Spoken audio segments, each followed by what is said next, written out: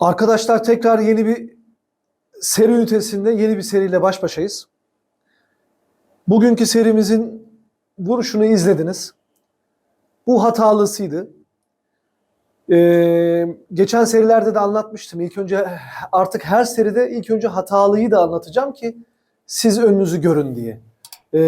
Öyle yorumlar geldi. Bu yorumlar üzerine böyle devam etme kararı aldım. Şimdi bu sayı gördüğünüz gibi sayı oldu.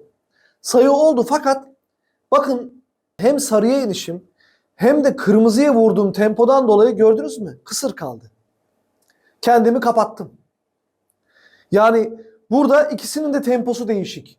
Tercih sayıya ulaşılmış pozisyonda ama kırmızıya tempo yavaş. Ya bunun bir alt temposu olup kırmızıyı bu köşeye alacaksınız.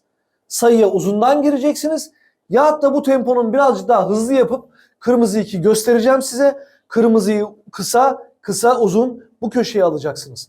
Şimdi bu ikisinin ortasıydı. Yani ikisinin ortasını vurduğunuzda kalacak bu pozisyon bu arkadaşlar. Bir yere varamazsınız. Şimdi doğrusunu vuruyorum.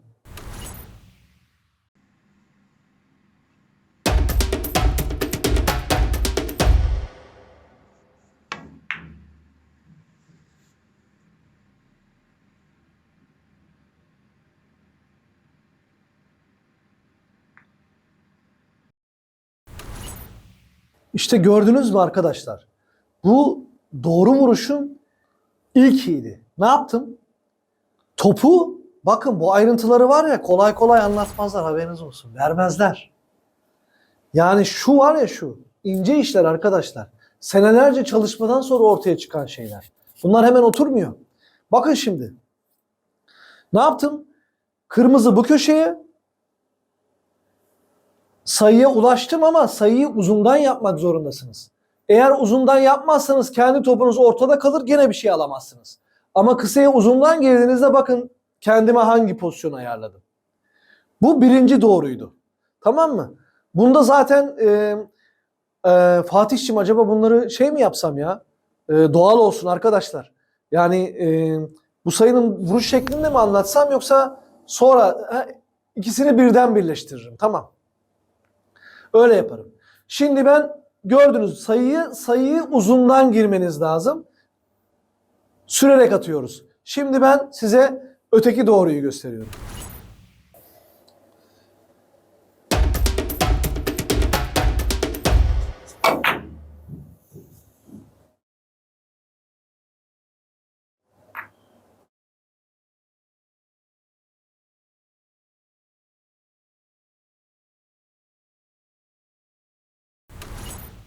Bu pozisyon öyle bir şey ki gördünüz mü?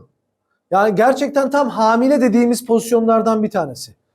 3 ayrı değişik şekilde kırmızıyı istediğiniz yere getirebilirsiniz. İkinci vuruş tekniğinde gördünüz mü?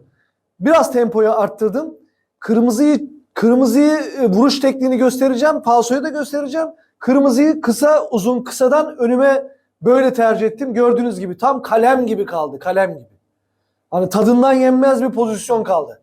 Bu ikinci doğruş şekli.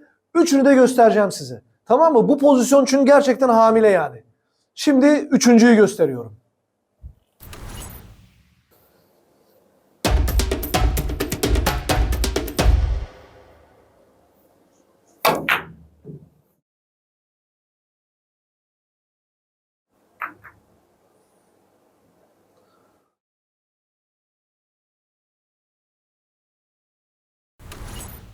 Arkadaşlar gördüğünüz gibi bu vuruşun üçüncü şekli.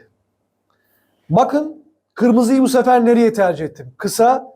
Kısa uzundan bu köşeye, ona nasıl girerseniz girsin seri kalır. Artık tercih sizin. Ben hangisini tercih ediyorum derseniz o sıradaki psikolojime bakıyorum. Yani oyun içindeki motivasyonun neye müsaitse bu zor. Üçüncüsü zor. Çok iyi ayarlamanız lazım. Üçüncüsü bu arkadaşlar. Bunların şimdi sizlere hepsinin vuruş tekniklerini gösteriyorum. Arkadaşlar birinci vuruşta kırmızının kısadan direkt kısaya uzun köşeye alışımızın pasosu şuradan topun çeyreğini görüyoruz. Uzun vuruşla itiyoruz topu. Bakın.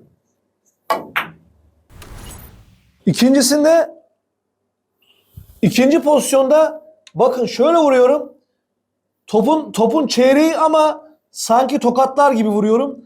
Topu kısa falso şuradan, bol falso olması, yani üstten şöyle olması lazım. Tamam mı? Kısa, uzun, kısadan ön tarafıma alıyorum çift turnikeye. Bu da arkadaşlar aynı pozisyonun üçüncüsü. Topa 4'te 3 giriyorum. Falso buradan, görüyor musunuz falso nereden? Tam buradan. Falso buradan, kısa uzundan üst köşeye alıyorum.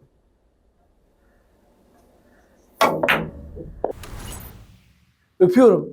Saygılarımı iletiyorum arkadaşlar. İyi ki varsınız.